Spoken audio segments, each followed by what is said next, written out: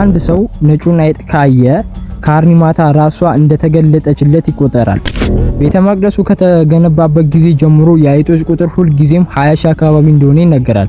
አይጦቹ በብዛት እንደሚራቡ ብናቅም እዚህ ቤተ መቅደስ ውስጥ ግን ቁጥራቸው ከቁጥጥር ውጪ ሆኖ አያቅም።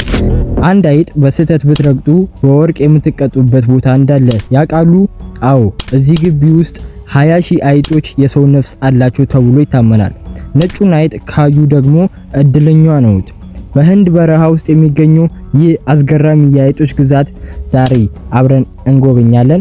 ለማታውቁኝ ካርሎስ እባላለሁ። ሙሉ ቪዲዮውን በመከታተል ላይክ፣ ሼር፣ ሰብስክራይብ በማድረግ የኛ ቤተሰብ እስኪ አስቡት። አይጥ ቤት ውስጥ ስታዩ ትደነግጣላችሁ፣ ኦር ትጮዋላችሁ፣ ወይም ወጥመድ ታዘጋጃላችሁ። እዚህ ቦታ ግን አይጦች ንጉስ ናቸው። 20 ሺህ አይጦች በሰው ትከሻ ላይ የሚፈነጩበት፣ ወተት አብሮ የሚጋሩበትና እንደ አምላክ የሚመለኩበት ብቸኛው የዓለማችን ሚስጥራዊ ስፍራ። እንኳን ወደ ካርኒማታ ቤተ መቅደስ በሰላም መጣችሁ። እስኪ አስቡት፣ በስህተት አንድ አይጥ ረግጣችሁ ብቻ ከንጹህ ወርቅ የተሰራ የአይጥ ምስል እንድትከፍሉ ብትገደዱስ? አው እዚህ ራጀስታን በረሃ ውስጥ በሚገኘው ካርኒማታ ቤተ መቅደስ ውስጥ አይጥ መግደል ትልቁ ወንጀል ነው። 20 ሺህ አይጦች የሰው ነፍስ አላቸው ተብሎ የሚታመንበት ሳይንስ ሊፈተው ያልቻለውን ይህን አስገራሚ ስፍራ ዛሬ በካርሎስ ቭሎግ አብረን እንጎበኛለን። በዓለም ላይ ብዙ አስገራሚ ነገር አይታችሁ ይሆናል። የሚያቃጥሉ ተራሮች፣ በኋላ የሚንሳፈፉ ከተሞች ወይም የሰው አጽም የሞላባቸው ሐይቆች። ነገር ግን ዛሬ ማሳያችሁ ቦታ በአይምሯችሁ ክው የሚያደርግ ነው። እስኪ አስቡት፣ በሺዎች የሚቆጠሩ አይጦች በዙሪያችሁን ቢሯሯጡ፣ እግራችሁ ላይ ቢጠመጠሙ እና እንዲሁም የምትጠጡትን ወተት አብሮ ቢጋሩ ምን ይሰማችኋል? አብዛኞቻችን አይጥ ቤት ውስጥ ስናይ በድንጋጤ እንጮሃለን፣ ወጥመድም እናስቀምጣለን ወይም እናባረራለን። ነገር ግን በህንድ ራጀስታን በረሃ ውስጥ ያለ አንድ ቦታ አለ። እዚህ ቦታ አይጦች ንጉስ ናቸው። 20 ሺዎች አይጦች የሚኖሩበት የሚመለኩበት፣ እንደ ቅዱስ ፍጥረት የሚታዩበት የካርኒማታ ቤተ መቅደስ ነው። ወደ ቤተ መቅደሱ ስትቃረቡ የሚቀበላችሁ የህንጻው ጥበብ እጅግ የሚረቅ ነው። በ15ኛው ክፍለ ዘመን የተገነባው ይህ ህንጻ በሮች በሙሉ ከንጹህ ብርና የተሰሩ በደቃቅ ቅርጻ ቅርጾች የተሞሉ ናቸው። ነገር ግን ይህን ውበት ለማየት ግዴታ ጫማችሁ መውለቅ አለባችሁ። በባዶ እግራችሁ ድፍረታችሁ ረግጣችሁ ስትገቡ በመቶዎች የሚቆጠሩ አይጦች በቁርጭምጭሚታችሁ ላይ ሲሮጡ ይሰማችኋል። የመጀመሪያው የሚያስተውሉት ነገር ድምጽ ነው። በሺዎች የሚቆጠሩ ትናንሽ እግሮች መሬት ላይ ሲንፋቀቁ የሚፈጠሩት ድምጽ፣ በመቀጠል የሺዎች አይጦች ሽታና ወተት በአንድ ላይ ተቀላቅሎ አካባቢውን ያውዷል። ይህ ቦታ አይጦች ሰውን አይፈሩም። እንዲሁም እግራችሁ ላይ ካለፉ እንደ ትልቅ እድል በረከት ነው የሚቆጠረው። ለምንድነው እነዚህ አይጦች የሚመለኩት? ታሪኩ የሚጀምረው በ14ኛው ክፍለ ዘመን በኖረች ካርኒማታ በምትባል ሴት ነው። በአንድ ወቅት የእርሷ ዘመድ የሆነ ወጣት ልጅ በውሃ ገንዳ ውስጥ ወድቆ ይሞታል። ካርኒማታም የሞት አምላክ ወደ ሆነው ወደ ያማ በመሄድ ልጁን እንዲመልስላት ትማጸኗለች። የሞት አምላክ ግን ነፍሱን ወደ ሌላ ዓለም ሄዳለች በማለት እምቢ ይላታል። ካርኒማታ በዚህ ተቆጥታ ከእንግዲህ የኔ ቤተሰቦች ሲሞቱ ወደ አንተ አይመጡ፣ ይልቁንም ለጊዜው በአይጥ መልክ ተወልደው እዚህ ቤተ መቅደስ ውስጥ ይቆያሉ። ከዚያም ጊዜያቸው ሲደርስ መልሰው በሰው መልክ ይወለዳሉ የሚል ቃል ገባች። ስለዚህ እዚህ ያሉ 20 ሺህ አይጦች ተራ እንስሳት አይደሉም። የሰው ነፍስ ያላቸውና ዳግም ለመወለድ የሚጠባበቁ የካርኒማታ ዘመዶች እንደሆኑ ይታመናል። እዚህ አይጦች ከባሰ ይባላሉ።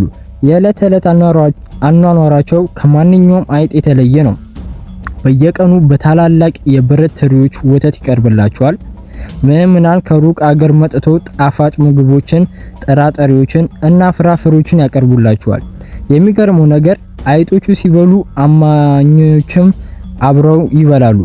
አይጥ የነካው ወተት በመጠጣት ወይም አይጥ የጎመጠውን ጣፋጭ መብላት እዚህ ቦታ እንደ ትልቅ በረከት ነው የሚታየው። አይጥ በሽታ ይይዛል የሚል የሳይንስ ሕግ አለ። እዚህ ቦታ ግን አይሰራም። ለብዙ መቶ ዓመታት ሰዎች ከአይጡ ጋር አብረው ቢበሉም አንድ ቀን በበሽታ የተጠቃ ሰው ታይቶ አይታወቅም። ከሁሉም በላይ ትልቁ ጉጉት ነጩ አይጥ ነው።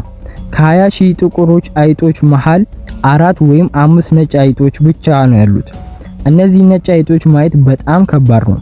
ነገር ግን አንድ ሰው ነጩን አይጥ ካየ ካርኒማታ ራሷ እንደተገለጠችለት ይቆጠራል።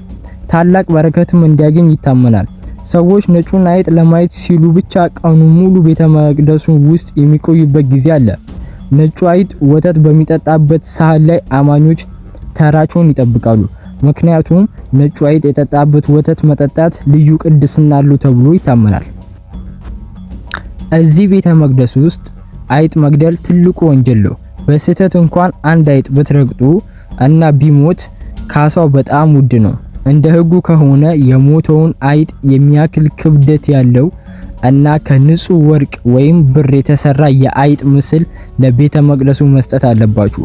ይህ ለማስቀረጽ ሰዎች ሲራመዱ አይጦችን እንዳይረግጡ እግራቸው መሬት ላይ እየጎተቱ ነው የሚሄዱት። ሌላው የሚገርመው ነገር እዚህ አይጦች ከግቢው ወጥተው አያውቁም። በሩ ሁሌም ክፍት ቢሆንም አንድ አይጥ ወደ ከተማ አይገባም። በተመሳሳይ ሁኔታ የከተማው ድመቶች ወደዚህ ቤተ መቅደስ ዝር አይሉም። ለብዙዎቻችን ይህ ቦታ የሚያስደነግጥ ቢመስልም ለአካባቢው ሕዝብ ግን የፍቅርና የእምነት መገለጫ ነው። በ1990ዎቹ መጀመሪያ ላይ የህንድ ውስጥ ትልቁ ቸንፈር ተከስቶ በነበረበት ወቅት እንኳን የዚህ ቤተ መቅደስ አማኞች አንድም ሰው ሳይታመም መትረፉና ታሪክ የዘገበው እውነት ነው። ይህ ሚስጥር እስካሁን ድረስ በሳይንስ አልተፈታም። የካርኒማታ ቤተ መቅደስ የሰው ልጅ እምነት ምን ያህል ጥልቅ ሊሆን እንደሚችል ትልቅ ማሳያ ነው። ዓለማችን እንደዚህ አይነተኛ የማናቃቸው ግን ያሉ አስገራሚ ሚስጥሮች የተሞላች ናት። የቤተ መቅደሱ ደጃፍ አልፋችሁ ወደ ውስጥ ስትዘልቁ የሚሰማችሁ ስሜት ከፍርሃት ወደ መገረም ይቀየራል። እዚህ ግቢ ውስጥ ያሉ አይጦች ለዘመናት የቆየ ስርዓት አላቸው። ለምሳሌ በየቀኑ ጧትና ማታ አይጦቹ ወተት እንዲጠጡ የሚጠሩበት የራሱ የሆነ የደውል ድምጽ አለ። ያ ደውል ሲደወል በሺዎች የሚቆጠሩ አይጦች በመጠለያቸው ወጥተው ወደ ትላልቆቹ የብር ድስቶች በሰልፍ እንደሚሄዱ ማየት አእምሮን የሚሰብር እይታ ነው። አማኞቹ እንደሚሉት እዚህ አይጦች የሚመገቡት ምግብ ፕራሳድ ወይም ቅዱስ ምግብ ይባላል። አንድ አማኝ ወደ ቤተ መቅደሱ ሲመጣ አይጥ የሚገጠመውን ጣፋጭ ፍርፋሪ ለቅሞ ሊበላ፣ ያ ሰው ከካርኒማታ ጋር ቀጥተኛ ግንኙነት እንዳገኘ በረከት እንደወረደለት ይቆጠራል። የሚገርመው ነገር በሺዎች የሚቆጠሩ አይጦች በአንድ ላይ ተፋፍገው ቢሆንም እርስ በራሳቸው ሲጣሉ ወይም ሲነካኩ አይታዩም። ሁሉም ነገር በፍቅርና በሰላም የተሞላ ይመስላል። ወደ ቤተ መቅደሱ ዋና ክፍል ስትገቡ የካርኒማታ ምስል በወርቅና በጌጣጌጥ ተሸልሞ ታዩታላችሁ። በዚህ ክፍል ውስጥ ያሉ አይጦች ደግሞ ይበልጥ ልዩ ጥበቃ ይደረግላቸዋል። እዚህ አካባቢ ያሉ አይጦች በሰዎች ትከሻ ላይ ይወጣሉ፣ አንዳንዴም በጸሎት ላይ ባሉ ሰዎች ራስ ላይ ይቀመጣሉ። ይህ ለብዙዎቻቸው የሚቀፍ ቢመስልም ለህንዳውያኑ ግን አያቶቻቸው መጥተው ሰላምታ እንደሰጧቸው ነው የሚቆጥሩት። አንድ ሌላው ትልቅ ሚስጥር ደግሞ የአይጦቹ ቁጥር ነው።